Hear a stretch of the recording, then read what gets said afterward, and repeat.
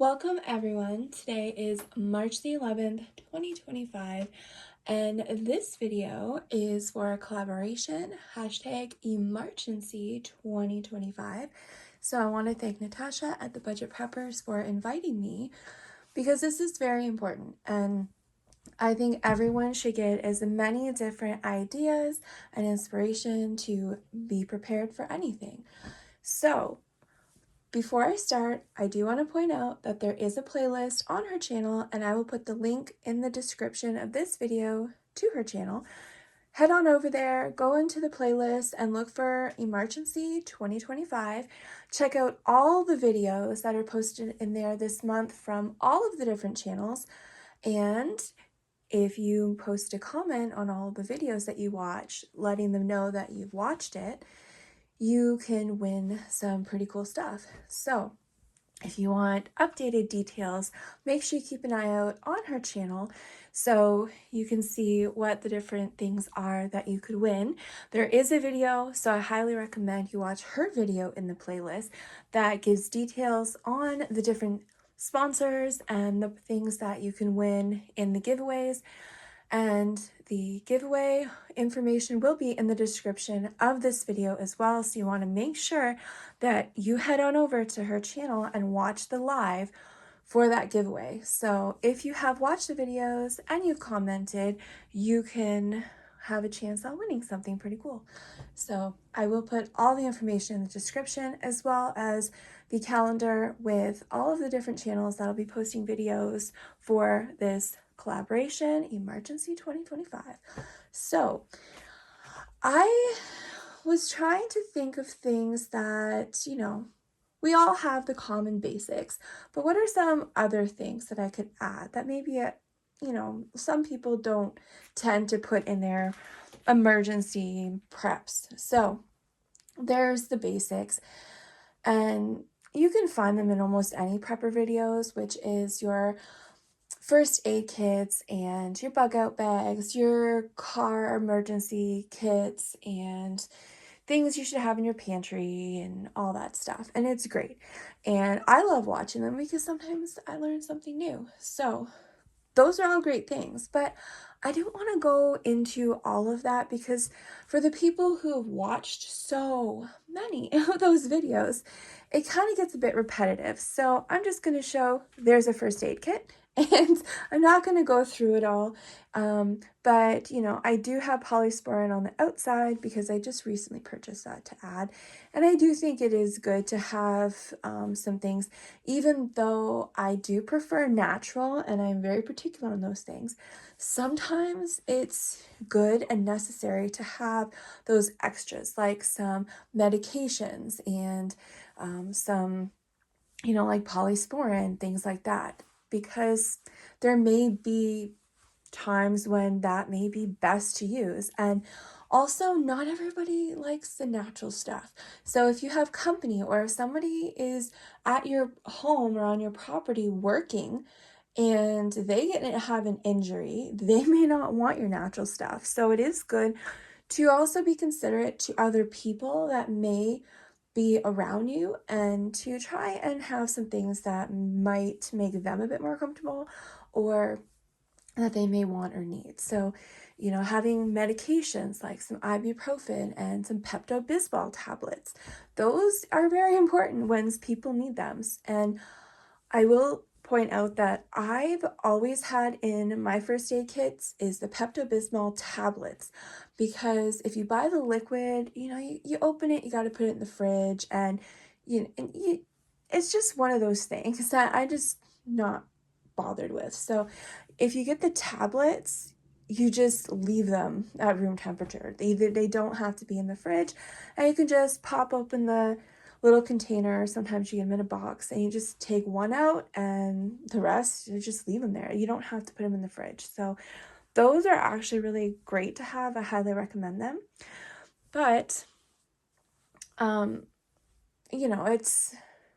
there's different kinds. So what you would have in your car kit and your house, and different things, it's just going to be for whatever you think you might need in that particular area. And bug out bags, you're definitely not going to have as much in there as you are going to have in your house. So for bug out bags, those Pepto-Bismol tablets, some of them that come in the box are individually wrapped, and you could just put 2 in there, and they're not going to take up a whole bunch of space. So, you know, those are things to also be mindful of, is if you have a lot of medications, depending on what you're putting those in, you may want different sizes. Like instead of buying like it by the bottle, maybe you can get them where they're individually wrapped and you can just put a few in a car kit or a bug out bag.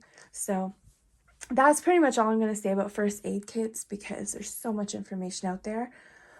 But for me, not like most people. And so the things that I have on hand for health is usually different. So I'm going to show you a few of those things. Unfortunately, you know, can't talk about that stuff on YouTube. And actually, in general, can't talk about a lot of stuff anyways. But yeah, you know, ivermectin, I do have one there. That's the last one I have. And so it's not the name brand ivermectin, it's duramectin. It's the same thing. I used up all my ivermectin. And yes, it is a horse ivermectin, but if you know how to use it.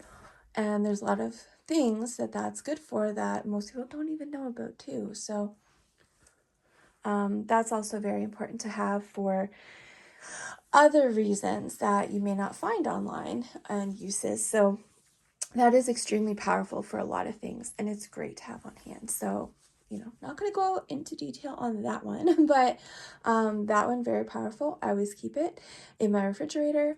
And then for me personally, you know, Morgellons Direct is a very specific potassium iodide that I have used for quite some time and that I've learned about. I will not use any other one. That is the only one I use, and there are specific reasons. And it goes into if you are around vaxxed people, and you know, for people that know, vaxxed people, well, everybody sheds skin cells every single day. And so vaxxed people, when they shed their skin cells and they come in contact with your body, there's things in their skin cells from their vaxes that can be absorbed into your bloodstream from just touching your skin. So I'll just say it that way, but there are specific reasons why the Morgellons Direct is amazing and powerful. There's quite a few detailed reasons, but I'm not going into that. I'm just going to show you things that I have for my personal self. And if you're interested in researching, you can do that. I hope you can find the information, because some of it, it's not something you're going to find on the internet, but you can find a lot of good information on the internet. So, you know, I'm just showing you what I have and what I use, and it's just maybe give people some ideas on what to look into, because I can't really go into details here. But my top most important thing that I always have on hand is MMS and DMSO. That's another thing that, you know, you can't really, you know, say, but so I'm not going to go into that, but I will tell you that for those people who remember several years ago when the media was telling people that Trump was telling everyone to drink bleach. No, no, no. What he was actually talking about is something I've known for years and use. So chlorine dioxide is not bleach, not the same molecules. So chlorine dioxide is extremely powerful when you mix that with a specifically with a specific citric acid and in a specific way and add DMSO.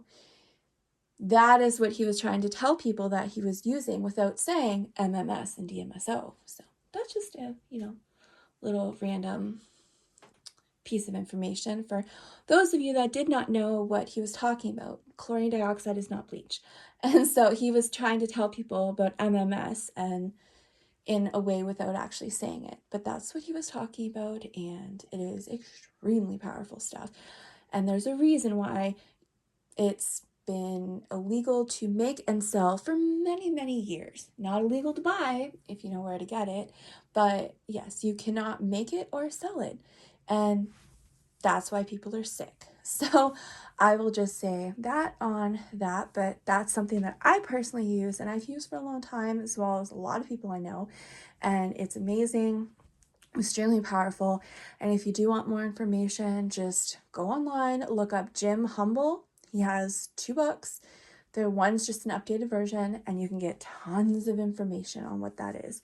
So that's something that I cannot be without. So I always try to make sure that I have extra of that so I don't run out. And here's the thing. It's great to have all of the things on hand that are most important to you, but it's not going to do you much good if you run out and you can't get it. So these are some of the things that I try very hard to make sure I have extra of, so that if for whatever reason you can't get it, it's not that big of a deal. So, the MMS, I buy a 1 to 5 year supply at a time and keep it in my fridge. And then as far as Morgellons Direct, I think I have like a 5 year supply of that. And so, you know, out here in October until the end of December, Canada Post went on strike. So any letter mail and also packages that were mailed out, nobody got anything. So they were not picking up mail and they were not sending out mail. So if you order anything that that particular company uses Canada Post to ship with, or if you order something from the US, when it comes into Canada, some companies will, with the way their shipping is, that's handed off to Canada Post. Other people, maybe, UPS or FedEx, but with Canada Post, your package would just sit there for months until the strike was over. And then once the strike was over, you then had to wait who knows how long for them to get caught up with all the backlog from several months of things piling up. So, there could be a mail issue where, yeah, you can order stuff, but you're not going to get it anytime soon. And then you also have to deal with shortages or price increases. And what happens if you can't afford it when you need it? So this is why I try very hard to keep extra on hand of the most important things if possible. And I have a box of seeds there. That is nothing. So I just pulled that out because I had that on hand. But I actually have a big plastic tote that is filled with seeds, and I have it all organized in categories. I have been collecting and buying and collecting seeds last few years. And so when I plant my gardens this year, I'm going to first use the seeds, the older seeds first, and get those used up. But every year, I can't help it. I just keep buying more seeds because who doesn't love seeds? I want to grow everything. And so that is definitely one of the most important things for me to have like an abundance of if possible. So I'm always trying to invest in more seeds. And my ultimate goal is actually, once I move from here, wherever I move to, I do want to have areas set up on my land where I can plant things that are not going to cross pollinate. So, each thing needs a certain amount of space between the next variety. So if you're planting tomatoes, you do need to have a certain space before you plant another variety of tomatoes to prevent cross-pollination. But then you also have to make sure you're not planting similar type things together because you're going to get cross-pollination, between those. And so, my ultimate goal is to actually grow a little bit of like everything and be able to save all of my seeds so I don't have to keep buying seeds. And I'm going to be able to keep collecting those heirloom seeds because they are grown in a way where they're not going to cross-pollinate. So seeds for me, top most importance to have more than enough of, and then, you have your health things. I do also keep a jar of raw unpasteurized honey in my cupboard with onion, and I just let that sit. And so if I ever start to feel like I have a sore throat or anything like that, I'll just eat some of that, and it's amazing. But trick with honey, make sure you do not expose your honey to any kind of heat. And so I see people all the time telling everyone, oh, if you have a sore throat, put honey in your tea. No, don't do that because heat kills all the good stuff in the honey that actually will, I don't want to say, cure you, but it will help your illness be no more. So If you are going to use honey, make sure it's raw, unpasteurized honey and never exposed to heat. So you can, just eat, if you like honey, you can eat it raw, but I personally can't stand the taste of honey. But I love honey, mix it with mustard, and you can kind of make like a little bit of a sauce you can maybe put in your food, like a dipping sauce. The honey and onion actually may sound gross, but it's actually pretty good. If you let it sit long enough, it's actually not bad. So I'll just eat a spoonful of that. But that is something that I do try to keep a lot of. So everything that I have and everything I do, it's not just for a particular emergency, it's just for everyday life. And if an emergency comes up, then I'm prepared. So I don't have anything that's just for emergency. It's just for everyday use, and that includes emergencies. So I also have a whole system with food. So I'm completely out of canned foods because I wasn't able to can anything last year other than a little bit of like raw pack soup. So since I'm out of all my canned foods, I do have some canned stuff that I had put aside for a special occasion, like when I move and I get so excited and I have a big moving party, then I can treat myself to some really awesome jams. So the only canned goods I have right now is Miss Lisa's jam, and that's just a few. I actually have a bunch more in the back that I didn't bring out, but yeah, you can see the Georgia peach drizzle, and there's a cranberry apple, and that big jar is actually watermelon rind sweet pickles. So those are actually Miss Lisa's jams that I've been just saving for a special occasion. And that's all I have to show you to give a visual on canned stuff. But I mean, I've got just the typical stuff, which is your dry goods and just all kinds of things. But again, I don't want to show a lot of the repetitive things that are commonly in a lot of other videos. But it is important. Oh, my cat is playing with her toy and she's growling at it. But she's gone now. So anyways, sorry about that. So yeah, I just made sure I had a little visual because you don't want to forget those, standard things, which is your food and your water and all those things. So another thing that I do is, unfortunately, I haven't been able to get around on my property to go and collect all the apples from the apple trees. So I've been having to buy pure apple juice at the store, and it comes in a 1 liter plastic container, but it's a really good container. So I actually save all my containers, and after I use the apple juice out of it, then I fill it with water and I just put that aside. So, I do have water on hand because you just never know, even if it's just for brushing your teeth or washing your hands. It's always good to have like as much water on hand as you can for emergencies. So I do have all the standard things. So, I'm not saying this is only the stuff, but this is just to get some ideas. And then the food grade peroxide in the white bottle, okay, so I've learned a lot of things about food grade peroxide, and it has a lot of healing benefits and is amazing, and I absolutely love it. But there's a big difference. So if you're going to the dollar store or the grocery store, most of the time the peroxide there is like a 3%. And you could use it for certain things, but it's not your standard food grade. So I buy the 12%, and oh my gosh, it has gotten so expensive. Last time I checked, like a week ago, that little white bottle is like $50. So, but there are options to buy it by the gallon, but you have to buy like several gallons to save money.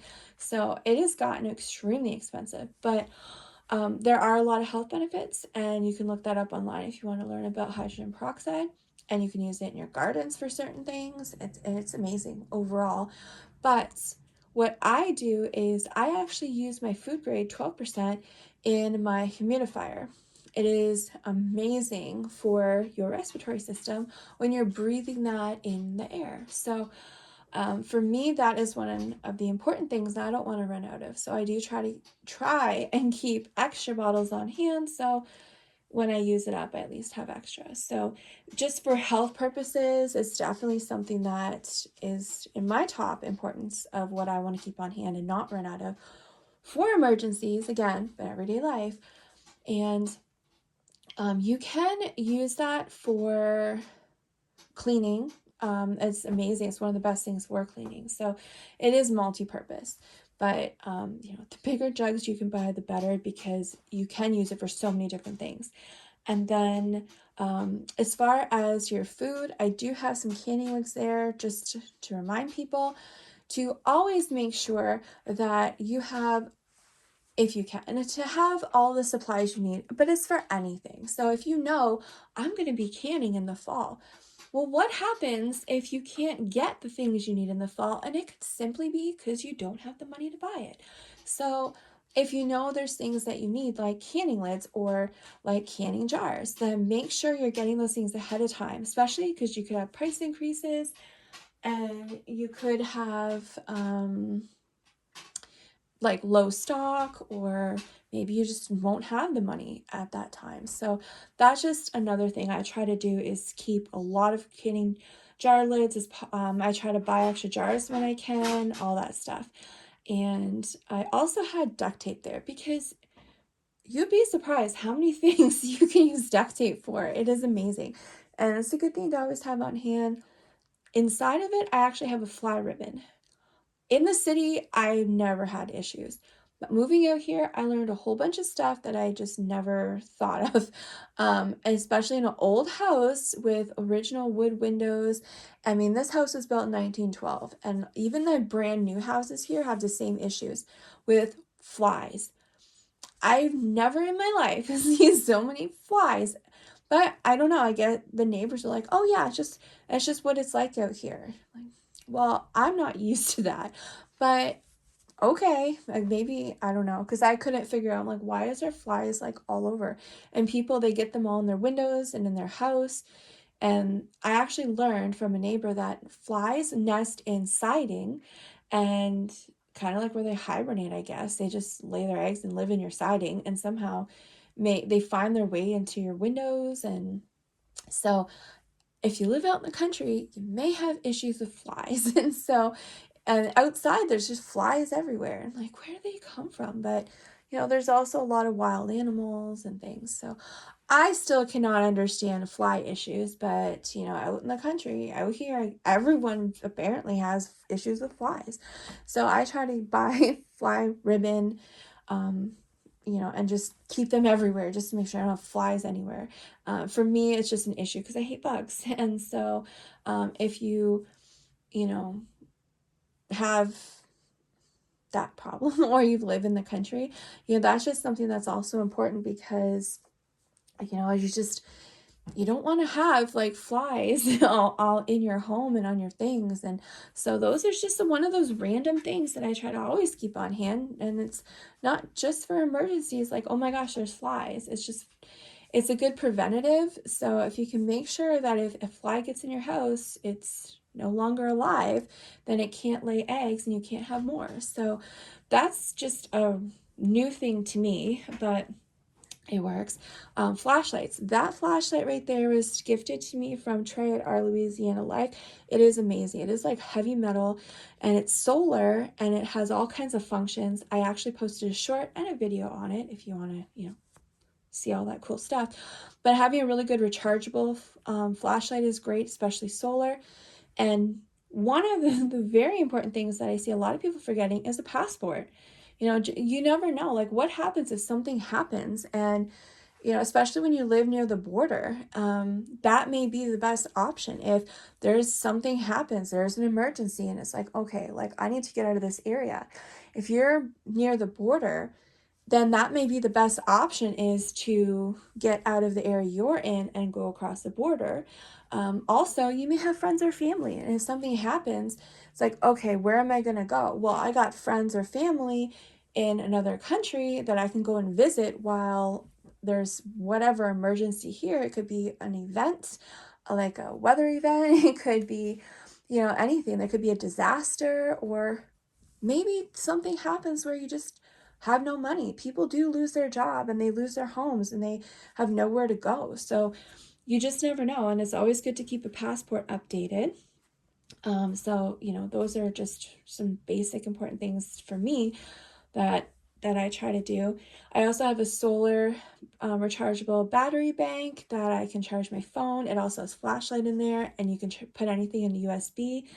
Now, my longevity, 90 for life, that is actually one of my top most important things I never want to run out of. And it's, like I said, everyday life, but also in an emergency, it's amazing. I don't buy supplements. I'm not into that stuff. Most of it's not even chelated, so it's not absorbed into your body properly. But this is a very specific thing. And if you look into, there's a book, Dead Doctors Don't Lie. And if you know about that book, you can look into who wrote that book and why he created this. I've swore by this for like the last 15 years, amazing stuff. So I do try to keep that on hand. And that's not just for every day. I mean, even in an emergency, you want to make sure that even if, you're not able to eat the foods that you want to eat and get, specific, minerals and nutrients in you, that right there is more than enough. Like you could live on that basically, temporarily, you're getting everything your body needs and it's absorbed the way it needs to be. So that is another top most important thing I never want to run out of, especially in an emergency. And then books are also the other top most favorite thing. But before that, I do want to point out something that I've learned many years ago, and that is always making sure you have enough linens and clothes. There's been many times where I didn't have a washing machine. So sometimes I'd have a washing machine that broke, can't fix it, and can't buy a new one. And so I have no washing machine for like months. And, having to just go to the laundromat every time I have a little bit of money, it's a pain and it's inconvenient and it's expensive. So other times, when I moved, there was no washing machine there and I couldn't afford to buy one for a while. So having to live without a washing machine is not something I ever want to do again. So anytime I can get extra blankets, comforters, linens, towels, clothes, I'm always loading up. I make sure everything's washed, it's packed away in storage bins. So if I ever need clothes, everyday basis or for emergencies, I have it. And I'm not dependent on, oh, I need something, I have to go to the store. Because I know a lot of people are all into this minimalist life and having next to nothing and being happy. But for me, it doesn't work and it doesn't make me happy to not have things I need. So I do try to make sure I have lots of storage bins and I have a lot of extra of whatever I can get and it's all packed up and it's neat and organized. So as I need things on an everyday basis, and especially an emergency, then I can go and grab it. If I ain't got heat in the winter for whatever reason, like this winter, I can go and grab those extra blankets. I'm not dependent on having money and being able to go to the store. I have it on hand. And that's one of the most important things, have it on hand. Books, if you can go to yard sales and secondhand stores, great. Unfortunately, I'm not able to do that very much out here. And we don't even have we hardly have any secondhand stores. There might be one-ish, kind of. It's real small in a church basement.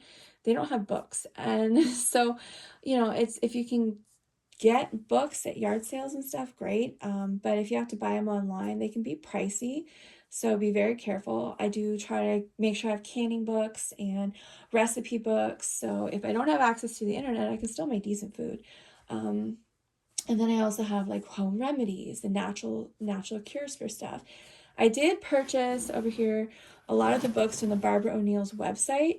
I am disappointed in some of them, actually quite a bit, because there's recipe books on there. Some of them are paper thin, like this one here. There's like nothing to it. Not happy with that. Like, that's just ridiculous. But one of the issues that I have, see how thin that is? There's nothing to it. One of the issues I have is there's a lot of soy, like tofu, and soy is one of the worst things for your health. And it's just a natural fact. Soy messes up your hormones, and when your hormones are not working properly, it affects your organs and the whole rest of your body.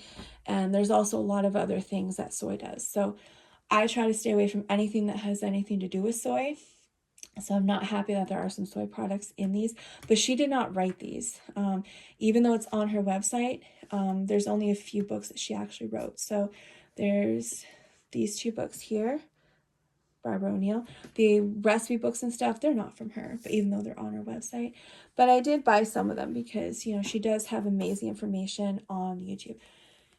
When it comes to books, I did learn something. So if you go on, like, say, Amazon, people can put someone's name on their book that it's not them. So you may think that this book is by Barbara O'Neill. It's not. And they'll put her picture on there and her name, but it's actually not her. And somehow, I guess it's legal. Same thing as Dr. Sebi.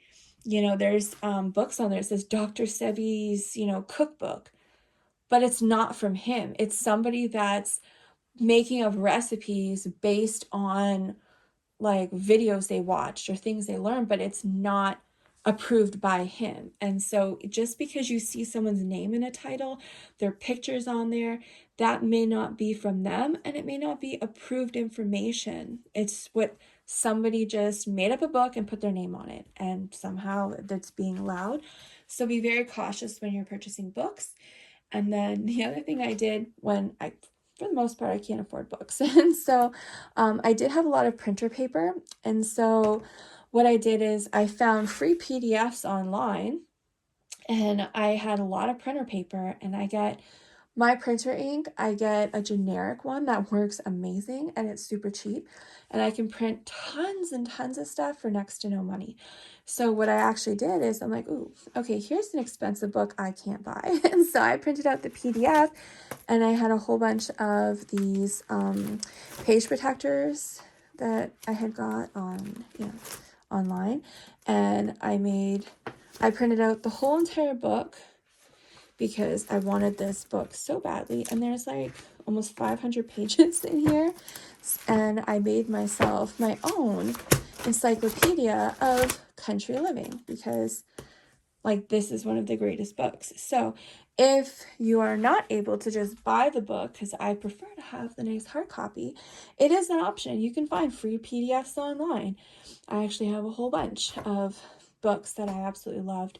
So this is just a few things that, you know, are very important for me to have on hand for everyday life, but even more so during an emergency.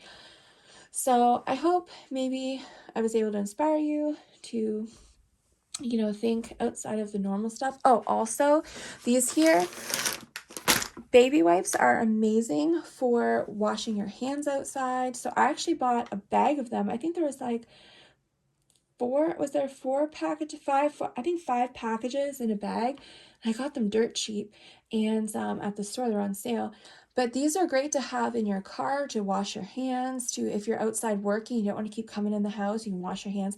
And if you don't have water, you can use them to wash your counters. It's amazing how much uses you have for just baby wipes, and get them when they're on sale. So I personally find like there's just so many things that I never thought of when I didn't have water. So I turned the water on one day, there's no water. Why? Because the well water pump went. I knew it was old and on its last leg when I bought the house, but I wasn't expecting it to just go and it's beyond repair. So not everyone has over $1,000 to spend on having a new one put in. And so if you have to go without water, you know, that affects things you wash and cleaning. And it's not just yourself, but like if you're cooking food, well, how are you going to clean your counter if you haven't got water and you don't have any extra on hand? So sometimes things happen and you're just, for whatever reason, you're not prepared. And so if you at least have some baby wipes on hand, you can wash your hands, you can wash your counters, anything. Another thing I also try to do is keep a lot of extra dishes. I'm not into styrofoam or paper plates. I know some people are, but I just don't like that. So when I go to yard sales and I see free dishes, I just like, oh, grab them, wash them, pack them away. And then anytime I have any issues, or if you have extra company over, you have extra dishes and you're not having to go out to the grocery store or to Walmart and, buy extra dishes. So, those are just things I have on hand. If it's free and I know I'm going to be able to use it, then why not? I have more than enough space on my property. I can easily put an extra bin of dishes in like a shed or a garage or something. It's not going to hurt. I mean, free is really going to help you in an emergency, because the less money you're spending on things, the better. So I hope there is some decent information here to help you out. And again, make sure you check out the links I put in the description and all the videos in the collaboration, as well as liking and sharing any of the videos that you do watch. Leave your comments and also make sure you're on that live. And all the information will be in the description. So thank you again so much, Natasha at the Budget Preppers. I'm so excited to be part of the collaboration, and hopefully everyone can pick up some different pieces of information, especially with books. I mean, that's one of the most important things, because, there's just information right there, and you're not dependent on the internet or having your computers turning on. Even if you don't have hydro or like electricity, you can't get the internet, and you have an electric oven. Well, some people have wood stoves, and you can just get your wood stove going and you can still cook. So if you have your recipes from books, you can still make really good meals without having an electric stove that's working or being able to get on your internet. So books are definitely important, for at least for me, in general, but especially during emergencies. So thank you so much, and I'll see you on my next video.